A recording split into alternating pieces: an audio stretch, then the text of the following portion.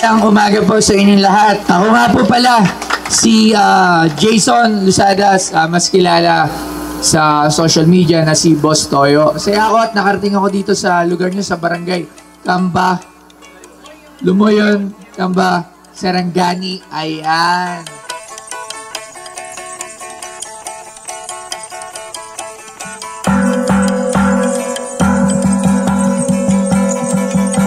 Dahil po dito sa Pinoy Ako Organization, gusto ko po kasi na makita na aktual kung ano ba yung inyong mga buhay-buhay dito sa mga indigenous people na katulad nyo.